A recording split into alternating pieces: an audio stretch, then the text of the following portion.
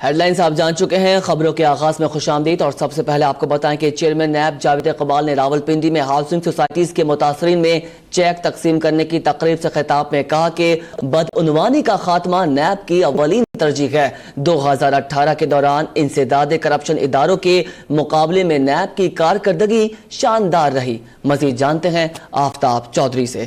آفتاب، update کیجیے گا۔ آپ کو اپڈیٹ کریں کہ چیئرمین نیب جاوید اقبال نے راولپنڈی میں ہاؤسنگ سوسائٹیز کے متاثرین میں چیک تقسیم کرنے کی تقریب سے خطاب میں کہا کہ بدعنوانی کا خاتمہ نیب کی اولین ترجیح ہے۔ 2018 کے دوران انسداد کرپشن اداروں کے مقابلے میں نیب کی کارکردگی شاندار رہی۔ پلی بارگین ہونی چاہیے یا نہیں ہونی چاہیے، اس کے فوائد بھی ہیں۔ کچھ لوگ جب یہ بیان کرتے ہیں کہ جی نہیں، یہ نہیں ہونی چاہیے، تو ان کے اپنے دلائل ہیں۔ لیکن ایک بات طے ہے کہ یہ لوگوں کو اب تک جو کروڑوں روپے کی رقم مل چکی ہے، اگر یہ پلی بارگین کا کنسیپٹ نہ ہوتا تو ہمارے ملک کا کوئی ادارہ اس قابل نہیں تھا کہ یہ لوٹی ہوئی رقم ان لوگوں کو واپس دلا سکتا۔ یہ میں اپنے ادارے کی توصیف بھی مقصود نہیں ہے، کسی اور ادارے پر تنقید بھی مقصود نہیں ہے۔ نیب میں ترامیم آپ بے شک سجسٹ کریں۔ پارلیمنٹ کے آگے سر تسلیم خم ہے، پارلیمنٹ کی حاکمیت پر کسی قسم کا کوئی ابہام نہیں۔ جمہوریت کے ساتھ پارلیمنٹ اور جمہوریت کا چولی دامن کا ساتھ ہے۔ پارلیمنٹ کا ہر حکم، پارلیمنٹ کا ہر قانون عوام کے نمائندے ہیں، جو بھی وہ پاس کریں گے سر تسلیم خم کریں گے، اسی قانون کے مطابق ہم اپنے فرائض انجام دیں گے۔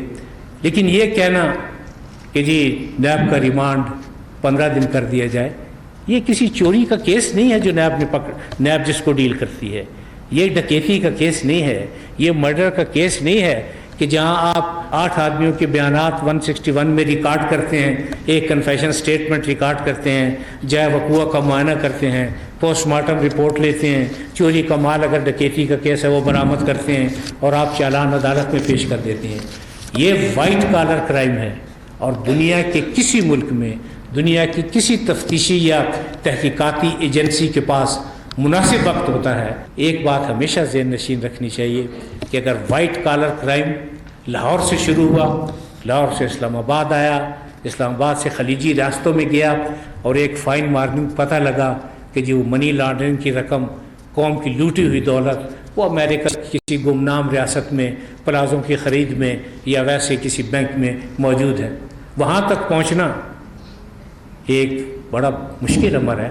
اور اسپیشلی اس وقت یہ زیادہ مشکل ہو جاتا ہے جب کہ دوسرے ممالک بھی اس میں انوالو ہوں، ان کی اپنی پالیسی ہیں۔ چیئرمین نیب جاوید اقبال نے راولپنڈی میں ہاؤسنگ سوسائٹیز کے متاثرین میں چیک تقسیم کرنے کی تقریب سے خطاب میں کہا کہ بدعنوانی کا خاتمہ نیب کی اولین ترجیح ہے۔ اسی پر مزید بات کریں گے نمائندہ اب تک آفتاب چودھری سے۔ آفتاب چودھری، چیئرمین نیب نے مزید اور کیا کہا؟ جی، چیئرمین نیب نے نیب قانون تبدیل کرنے کے حوالے سے جو تیاریاں ہو رہی ہیں اس پر انہوں نے کہا کہ پارلیمنٹ کے سامنے سر تسلیم ہم کرتے ہیں، پارلیمنٹ جو بھی قانون بنائے گی اس کو ہم تسلیم کریں گے، لیکن ایک بات طے ہے کہ نیب کسی قتل، ڈکیتی یا چوری کی تحقیقات نہیں کرتا، بلکہ وائٹ کالر کرائم کی تحقیقات کرتا ہے۔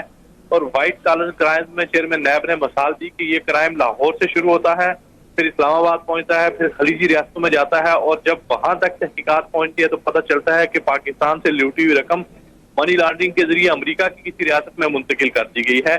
تو جب امریکہ میں پہنچتے ہیں تو وہاں یہ رقم پلازوں کی صورت میں نظر آتی ہیں، یعنی پاکستان سے جو مال لوٹ کر لے جاتے ہیں بیرون ملک منی لانڈرنگ کے ذریعے، تو وہاں جائیدادیں بناتے ہیں، اور وہاں تحقیقات جب شروع کی جاتی ہیں تو ان ممالک کے جو قوانین ہوتے ہیں وہ تحقیقات کی راہ میں آڑے آتے ہیں۔ تو اس لیے جو باتیں کی جا رہی ہیں کہ نیب کا جو جسمانی ریمانڈ ہے یہ 15 روز کا ہونا چاہیے، انہوں نے کہا ہے کہ قتل، ڈکیتی یا چوری میں تو 15 روزہ جسمانی ریمانڈ کافی ہوتا ہے، لیکن وائٹ کالر کرائم کی تحقیقات میں جسمانی ریمانڈ بہت زیادہ ہوتا ہے، چونکہ دنیا کے کسی بھی ملک میں جب اس طرح کے کرائم کی تحقیقات ہوتی ہیں تو اس میں مہینوں لگتے ہیں، تو اس لیے مہینوں کی تحقیقات کے لیے 15 روز کا جسمانی ریمانڈ کافی نہیں ہوتا۔ انہوں نے کہا ہے کہ اگر پلی بارگین کا قانون نہ ہوتا تو آج جو رقوم پاکستان میں سے لوٹی گئی ہیں وہ نیب جو برآمد کر کے متاثرین کو واپس کر رہا ہے یہ بھی واپس نہ ہوتی، اور پاکستان کا کوئی ادارہ بھی اس قابل نہیں کہ जो रकूम लूटी गई है वो वापस ला सके। सिर्फ प्ली बार्गेन के जरिए ही रकूम की वापसी मुमकिन है। तो चेयरमैन नैब ने कहा है कि आज नैब पर तनकीद हर शख्स को शौक है, जो भी शख्स रोस्टम पर आता है आकर नैब पर तनकीद शुरू कर देता है और कहता है कि नैब का कानून एक भयानक और ड्रैकोनियन लॉ है।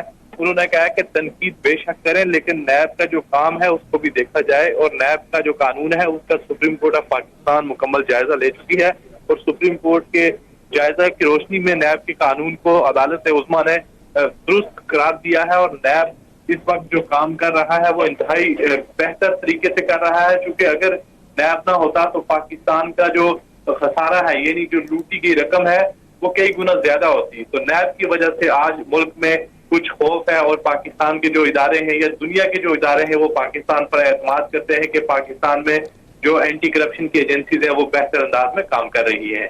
जी बहुत शुक्रिया अपडेट करने के लिए।